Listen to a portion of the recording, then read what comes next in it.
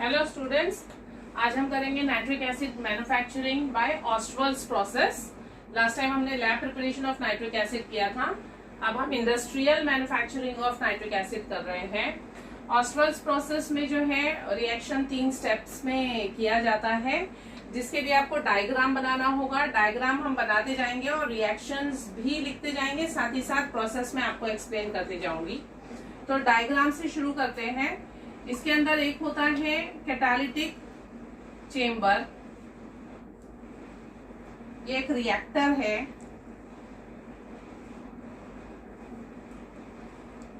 Catalytic, यहाँ पे catalytic reaction होता है। जो फर्स्ट रिएक्शन है इस प्रोसेस में वो है catalytic oxidation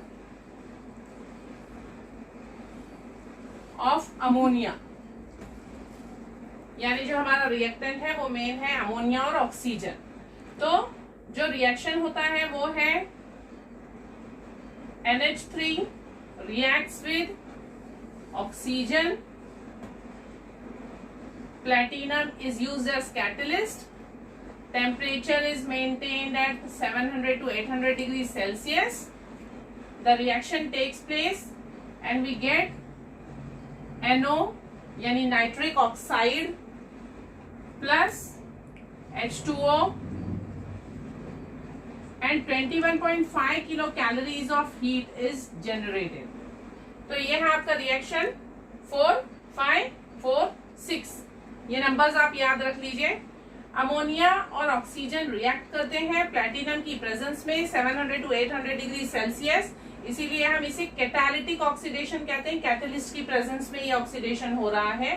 the product formed is nitric oxide and steam. Reaction is exothermic in nature and that is why 21.5 kilo calories around इतनी हीट जनरेट होती है। तो ये रिएक्शन में जो प्लैटिनम है ये कैटालिटिक रिएक्शन जो है इस कैटालिटिक चेम्बर में होता है, जिसके अंदर प्लैटिनम गॉज होती है। हम अमोनिया और ऑक्सीजन यानी कि एयर, ड्राई अमोनिया और ड्राई एयर 1:10 बाय वॉल्यूम इस रेशो में एंटर करते हैं इस कैटालिटिक चेम्बर में। प्लैटिनम गॉज है, इसकी प्रेजेंस में इस रिएक्टर में टेम्परेचर जो है इलेक्ट्रिकली हीटेड है। ये रिएक्टर इलेक्ट्रिकली हीटेड, इनिशियली हम इसे हीट करते हैं ताकि टेम्परेचर जो है 700 टू 800 डिग्री सेल्सियस पे आ जाए। उसके बाद तो हीट जो जनरेट होगी वही इस टेम्परेचर को मेंटेन करती जाएगी। रिएक्शन होता है अमोनिया और ऑक्सीजन का, और नाइट्रिक ऑक्साइड और स्टीम निकलती है। जो नाइट्रिक ऑक्साइड हमें मिल रही है क्योंकि उसका टेम्परेचर बहुत हाई है, यहाँ पे हम एक हीट एक्सचेंजर का यूज करते हैं ताकि वो टेम्परेचर ड्रॉप हो और फिर हम उस गैसियस मिक्सचर को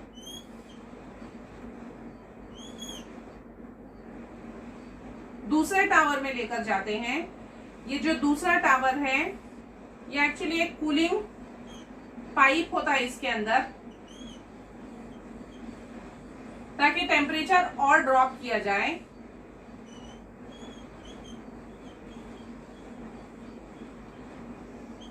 यहाँ पे रिएक्शन 50 डिग्री सेल्सियस पे होगा।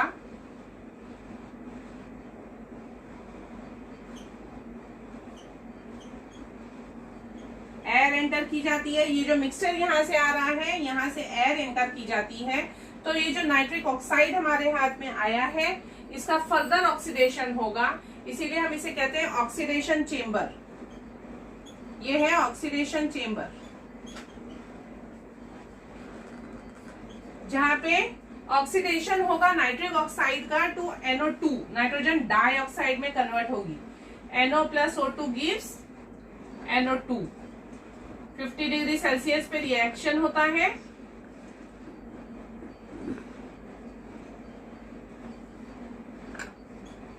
ये है सेकेंड रिएक्शन जो इस ऑक्सीडेशन चेम्बर में होता है। यहाँ पे भी वाटर का स्प्रे होता है, जिससे ये कूलिंग पाइप पे जो है पानी गिरता रहेगा, ट्रिकल डाउन होगा, जिससे ये ठंडा होगा और टेम्परेचर 50 पे मेंटेन होगा, ताकि नाइट्रिक ऑक्साइड जो है नाइट्रोजन डाइऑक्साइड में कन्वर्ट हो जाए और वो बैक उसका डिकम्पोजिशन ना हो, इसीलिए टेम्परेचर 50 डिग्री सेल्सियस मेंटेन करते हैं। फिर यहाँ से जो गैस मिक्सचर हमें मिलता है, ये नाइट्रोजन डाइऑक्साइड भी होता है, एक्सेस एयर जो कुछ भी है वो, और पानी, इनका रिएक्शन हम नेक्स्ट टावर में लेके जाते हैं इसे, जो कि है एक एब्जॉर्प्शन टावर। ये एक स्टील का टैंक होता है, स्टील का टावर है, जिसके अंदर कॉर्ड्स की लेयर्स होती हैं, कॉर्ड स्टोन होता है जिसकी लेयर्स होती हैं यहाँ।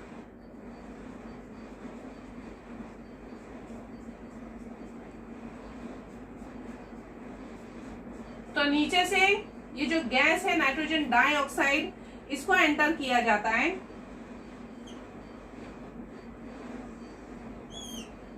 यहां से गैस आएगी, ऊपर की तरफ जाएगी, और ऊपर से वाटर का एक स्प्रे का कनेक्शन होता है, जिससे पानी नीचे आएगा और इस नाइट्रोजन डाइऑक्साइड से रिएक्ट करके नाइट्रिक एसिड यहाँ पे कलेक्ट हो जाएगा।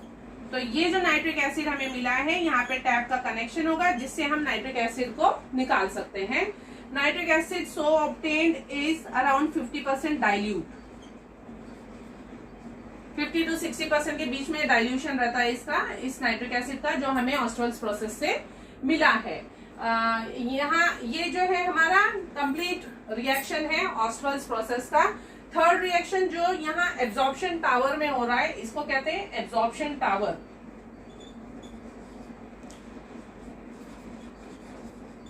तो ये जो रिएक्शन है, ये है जो हमने लास्ट टाइम करा था कि डीकम्पोजिशन ऑफ नाइट्रिक एसिड जब होता है तो नाइट्रिक ऑक्साइड गैस रिलीज होती है, तो वो उसी का जो है रिवर्स रिएक्शन है ये, कि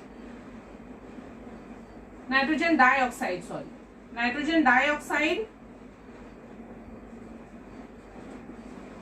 plus water plus oxygen, NO2 plus H2O plus O2 will give you HNO3। ये रिएक्शन आपको याद होगा कि हमने करा था, नाइट्रिक ऑक्साइड का डिकम्पोजिशन होता है तो नाइट्रोजन डाइऑक्साइड, वाटर और ऑक्सीजन रिलीज होता है, तो उसी का ये रिवर्स रिएक्शन है। नाइट्रोजन डाइऑक्साइड जो हमने यहाँ से हमें सेकेंड स्टेप में मिली है, nitrogen dioxide will react with water, जो हम ऊपर से ट्रिकल डाउन कर रहे हैं, और ऑक्सीजन जो यहाँ पे ही इस मिक्सचर के साथ में अनयूज्ड ऑक्सीजन जो हमने रिएक्शन के मिक्सचर में ली है, एक्स्ट्रा एयर जो हम डाल रहे हैं, एक्सेस एयर, वो ऑक्सीजन, ये सब मिलकर रिएक्शन होगा और हमें HNO3 मिलेगा। ये रिएक्शन रूम टेम्परेचर पे होता है अराउंड 25 to 30 डिग्री सेल्सियस। तो ये है पूरा ऑस्ट्रल्स प्रोसेस, जिसमें कैटालिटिक चेम्बर, ऑक्सीडेशन चेम्बर और एब्जॉर्प्शन टावर यूज होता है। ये तीन रिएक्शंस हैं जो इनमें होते हैं, और कंडीशंस आपको याद रखनी है कि ऑक्सीजन और अमोनिया जो है वो ड्राई गैसेस यूज करनी है।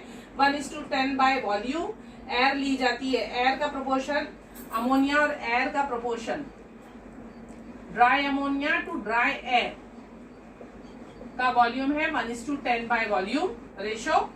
Temperature 700 to 800 degrees Celsius is maintained. The reaction chamber is electrically heated.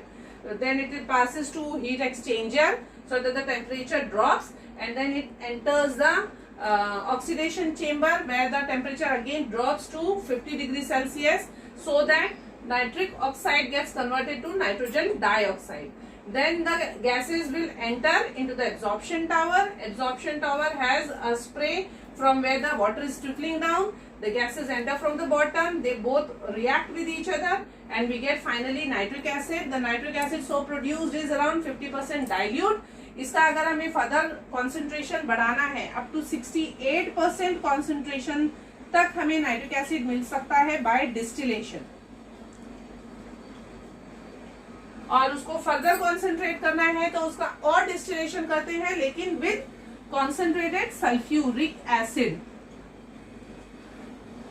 तो हमें 98% नाइट्रिक एसिड भी मिल सकता है। इस प्रोसेस में हमें 50% तक मिलता है डाइल्यूट नाइट्रिक एसिड।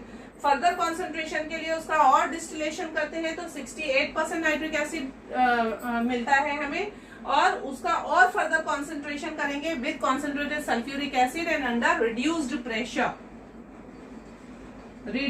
प्रेशर, तो हमें 98% प्योर नाइट्रिक एसिड भी मिल सकता है। आई होप आप लोगों को ये प्रोसेस समझ में आ गया होगा। Thank you.